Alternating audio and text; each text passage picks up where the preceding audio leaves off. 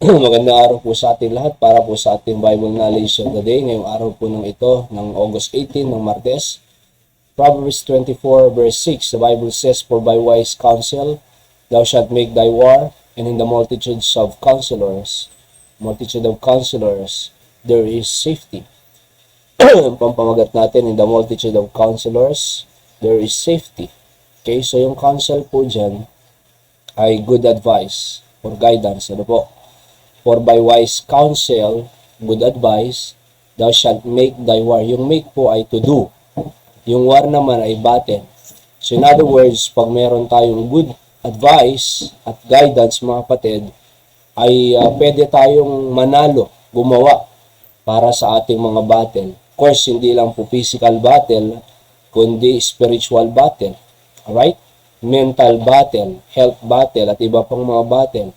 O anumang war na nilalabanan mo sa sarili mo ngayon, ay kinakailangan po natin ng counsel, good advice po.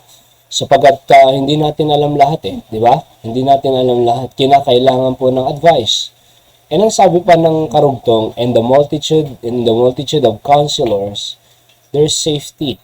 Yung multitude po ay abundance, much, plenty. Yung, in other words, yung napakarami, maraming counselors or advice. Ang sabi ng Bible, there is safety. Yung safety po ay Teshua sa Hebrew word ay deliverance or salvation, victory, katagumpayan.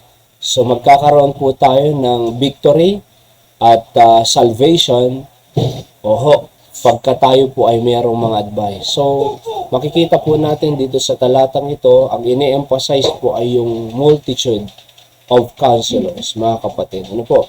At maraming counselors, merong katagumpayan, merong kaligtasan, merong safety na idudulot sa atin. Kaya kung hindi mo alam ang gagawin mo, huwag kang mahihiya. Magpa-counsel sa mga pinagkakatiwalaan mo. Huwag sa unbeliever, sa mga spiritual leaders, especially your pastor. Diba?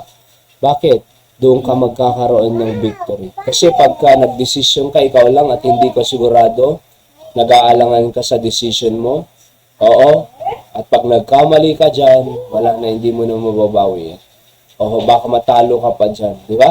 At mapahamak ka pa dyan, mga kapatid. Kaya nga po, huwag mag-alangan magpa-advise sa mga spiritual leaders, especially your pastor, kung ikaw po ay may pinagdadaan ng gera, battle sa iyong buhay, kailangan mo ng counselor. Multitude of counselors, mga kapatid. At sabi ng Bible, there is safety. Huwag sa kapitbahay lang, huwag sa barkada.